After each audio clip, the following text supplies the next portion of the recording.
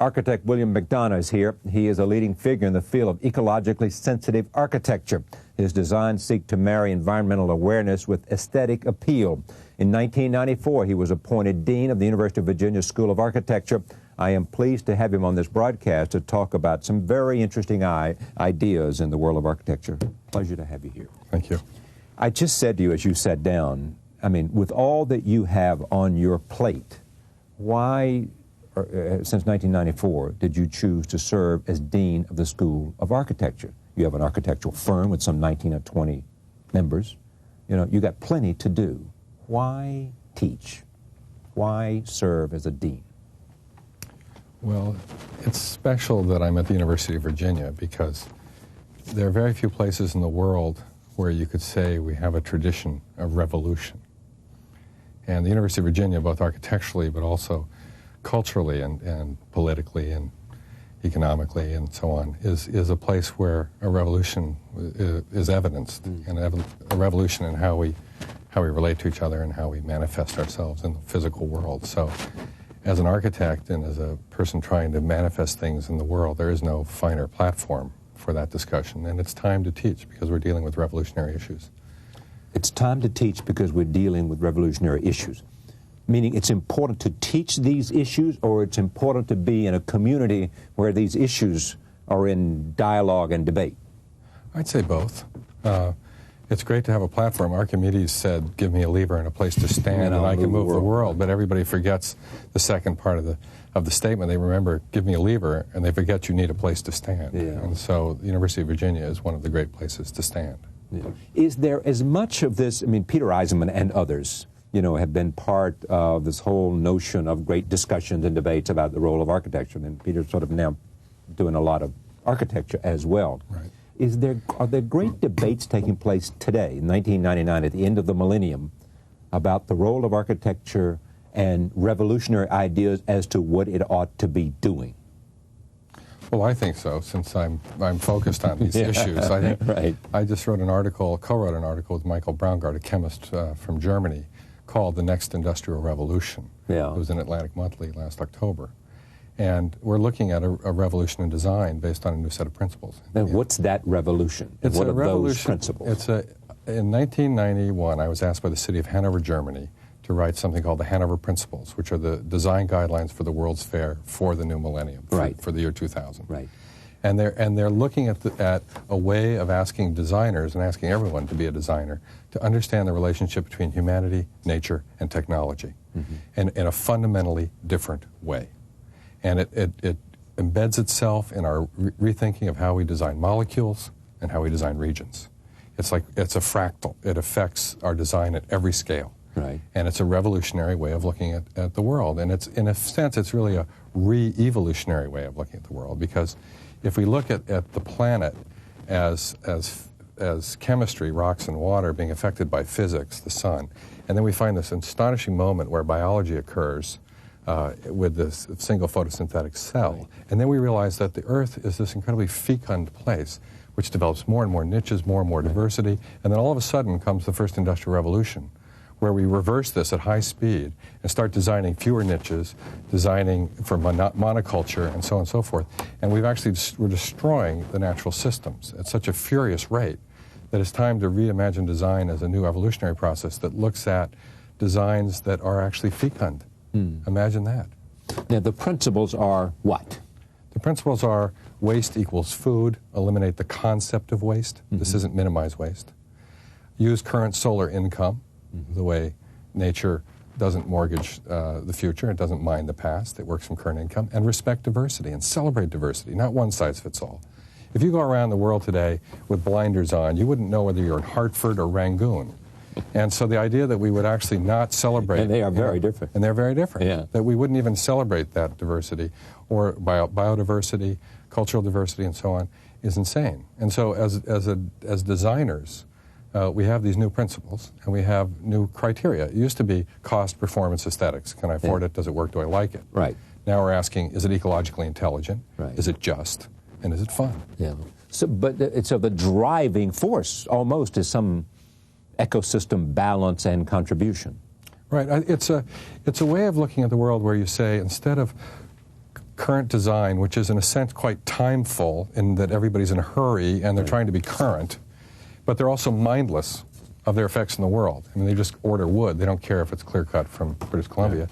And we're looking for timeless mindfulness. We're saying, let's design things that understand large-scale issues and are mindful of all sorts of agendas. Let's look at some things that, and then this may or may not be appropriate, but at least it'll give us an example of some of the things that you have done. Right. All right, number one here, this is the Adam Joseph Lewis Center for Environmental Studies at Oberlin College. There it is. Right. I mean, what does this say to us, or what should it say to us? Well, what it will say to the students is if you notice the roof is photovoltaic material that will be producing more energy than the building needs to operate on an annual basis.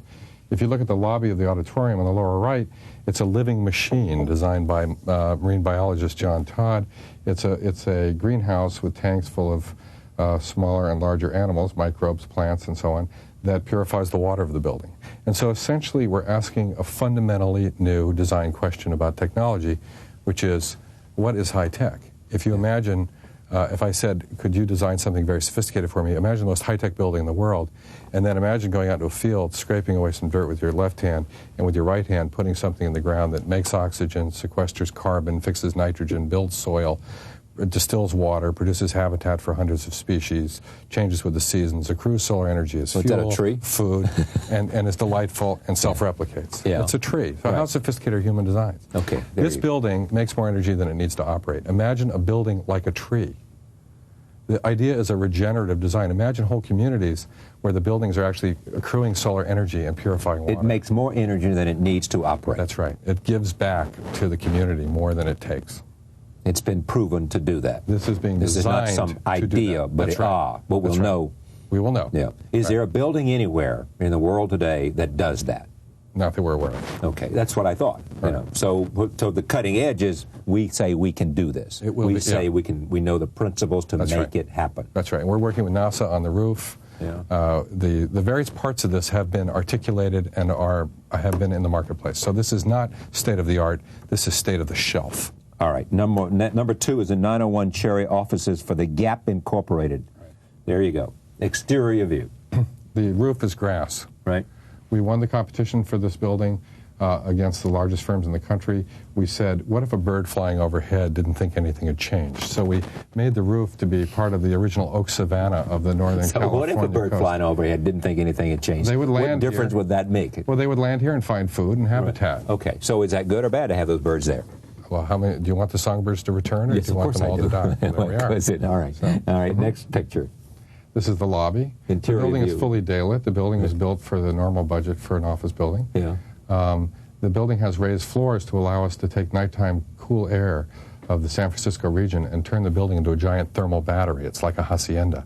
So we get free cooling all day long, and all the people who work there get 100% fresh air delivered to their breathing zone. How do you do that? Through the raised floors. Huh? We have raised floors. Yeah. Which everybody wants for computer convenience for changing. Right. Well, we can actually put grills in the floor, which you can move to wherever you're sitting, and it delivers the fresh air directly to your breathing zone. Oh, great. All right. That's very good. And it's the, we were told by the utility, it's the most energy efficient building in their territory. This building is in existence today? It is. It's working? That's right. Okay. And they're happy?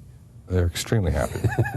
All right. They've moved human resources and recruiting into the building. That should give you a signal. There you go. Number four, the Herman Miller SQA office and factory. This is an exterior panorama right there. Where is this located? This is in Zeeland, Michigan. Okay.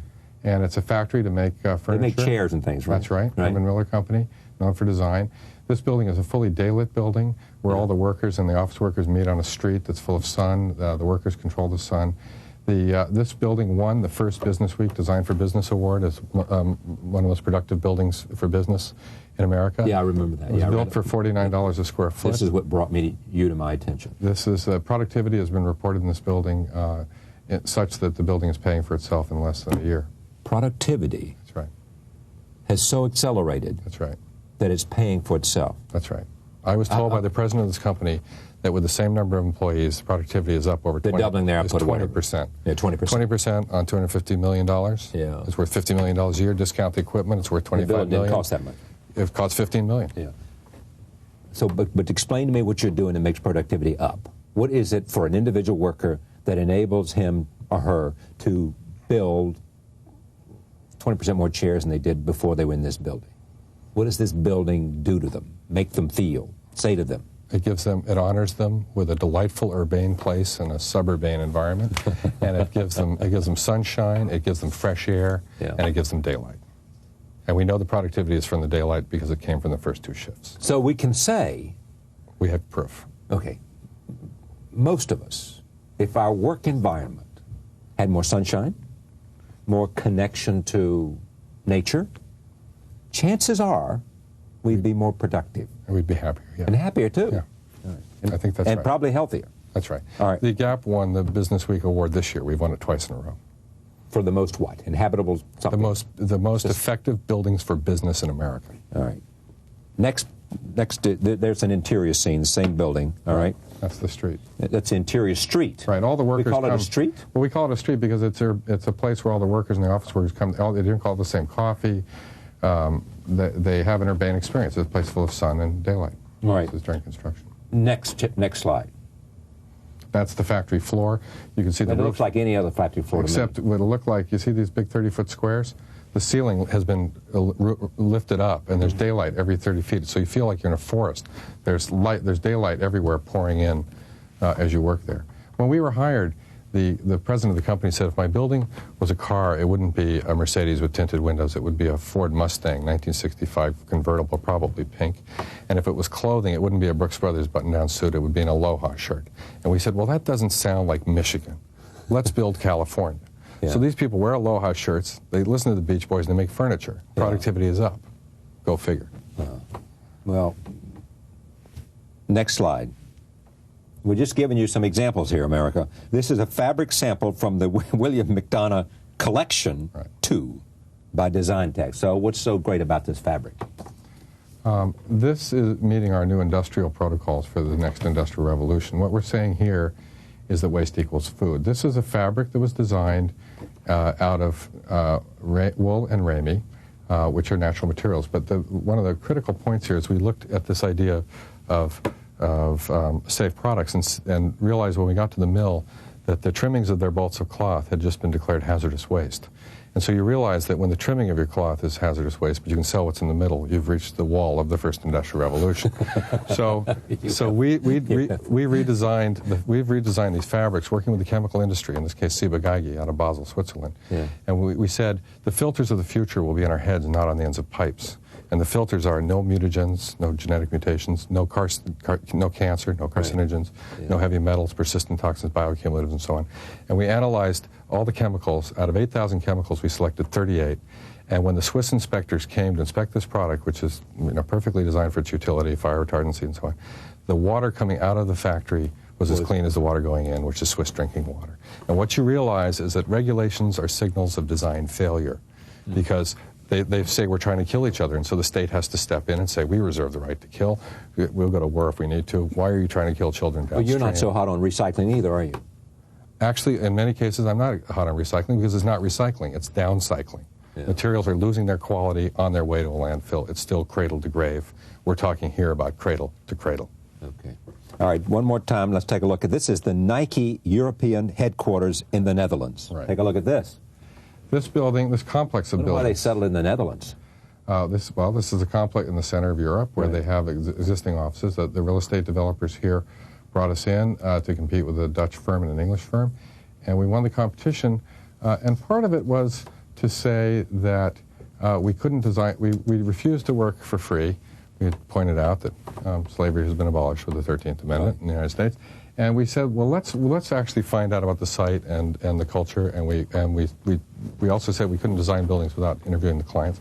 So we've designed a community that's designed of office buildings designed to be converted to housing in the future.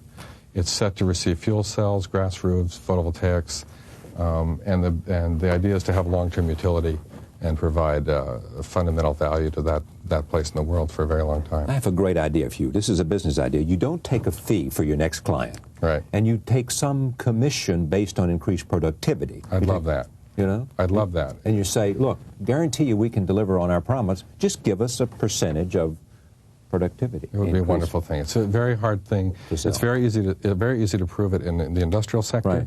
Very hard to prove in the commercial sector because there's so many factors that are involved. I've got you. All right. The Environmental Defense Fund offices. There you go. This is but I didn't get this. I saw this in the newspaper. Well, the reason this is, I think, is considered important is simply it was the first of the green offices in New York. It was 1984, 85, and it was the first time we really started to ask questions about the materials, what's off-gassing from the glows, Right. so on. We also designed it so you feel like you're outdoors. Right. Every office feels like it's an outdoor building. Right. Every assistant has a street lamp and a tree. We developed color temperatures to make people look fabulous all day long, so that whenever you see somebody, you go, "Boy, you look great, Charlie." You know, it changes your day. You know, instead of you look like you're you look tired. What's wrong with you? You didn't get to sleep or something. Now you say you look great because the color temperature brings out the color of your blood in your face. Here we go with the Heinz Family Foundation offices. This is what do we see here? These are offices for the. Is it in Pittsburgh or where is it? In Pittsburgh. Teresa Heinz at the top floor of a skyscraper. Oh, this is Teresa Heinz' office? This is Teresa Heinz' office. Yeah. And these are for her people. And every office feels like a little house on a street. Everything is daylit. And we have fresh air being delivered to every individual in their breathing zone. And the important part about it is Mrs. Heinz here sponsored the first sort of large use of tropical woods from sustainable forestry from Papua New Guinea, Solomon Islands, Peru, Ecuador, and the United States, where wood is harvested by local peoples in ways that perpetuates the life of a forest with full diversity. Okay. Is there any possibility that you may be marginalized as some green architect? I mean, here comes McDonough. You know, he's one of those. Well, I think that's certainly been attempted.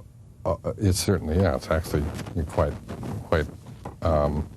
common. And I think one of the reasons that we have not become consultants in this is that we see this as a fundamental platform of quality design. How sophisticated and beautiful is a building if it's killing you, for example? And so this kind of timeful mindlessness we feel is an aesthetic issue and a quality issue at this point. Here's the other issue, and I think you may have answered this, but the University of Virginia is one of the great examples of American architecture. Right. The University of Virginia, whatever they call that thing there. The lawn. The lawn. Mm-hmm. Tradition.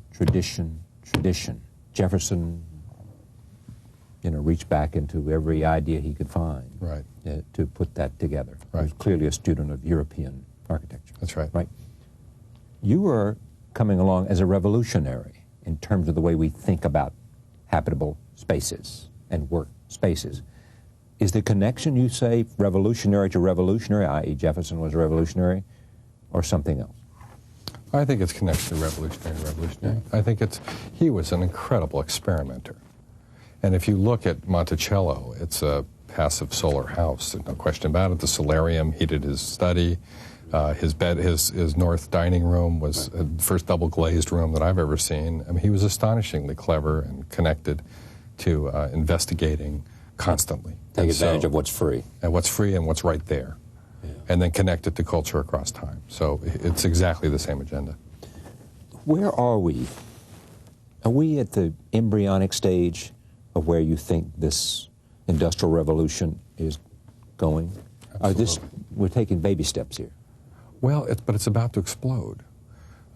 We are now working in the design front. I have two firms. I also have an industrial systems company designing products. And we've developed a protocol where we see very simply that things are what we call nutrients. If waste equals food, everything's a nutrient. And what are the metabolisms of the world? Well, there's the biological metabolism, of which we're a part, and then there's the technical metabolism, which is the metabolism of industry. And what we've realized is that we're at an astonishing moment to design things to either go back to soil safely, like that fabric, and rebuild our soils, or back to industry forever, and to be used for constant human purpose, and what we call a technical nutrient, or a product of service. And we realize that we can start to design these technical nutrients instead of being downcycled into a park bench on our way to landfill, that we can actually say waste equals food.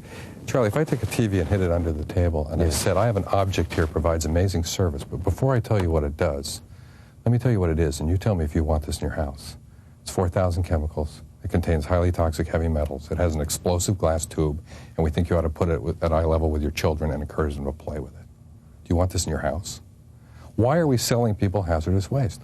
So what really, if waste equals food, whose food is this? It's the food of the electronics industry. These things, cars, carpets, so on and so forth, can all be designed to go back to the industries from whence they came, to become carpets again forever. And we're doing this now. Okay, but you lost me. What happened? Well, so I assume I say no about that instrument. Right. I mean, are you saying we should say no to television? No, what I'm saying is you should celebrate the fact that you have this incredible service. Right. But the object itself is simply an artifice that you would just as soon return to the manufacturers and have new ones that are safe. So wouldn't it be wonderful? You could take it back, basically de-shop it, and then get it, and then say, I want a new one, please. And the largest carpet company in the world, commercial carpet, has adopted our product of service idea, and it effectively says, let's lease these products so we can take them back. And now we're working with industries around the world to develop how to integrate this protocol into their production. Is Europe ahead of the United States in this, or are we far ahead of them? And where is Asia, and where is Latin America, and where is Africa, and how do you see Europe is quite far ahead. In fact, it's sort of funny because I got a lot of grief from the Europeans for having created that fabric first, and they're really angry that this sort of next flag of the next industrial revolution was created by an American in Europe, which is sort of funny.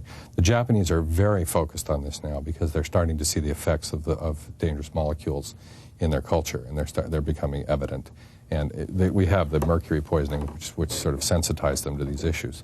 But I'd say that it's about to explode all over the place. Everybody's starting to realize how critical this is and what a delightful business opportunity it is. And so before we leave, I mean, I had a thing here about this is sort of your philosophy. Many definitions of sustainability debated around the world may represent only the delicate line between degradation and enhancement. Because of this, the concept as presently perceived may be somewhat impoverished. Right. Our precept imagines that we should be able to enjoy far brighter prospects than mere maintenance.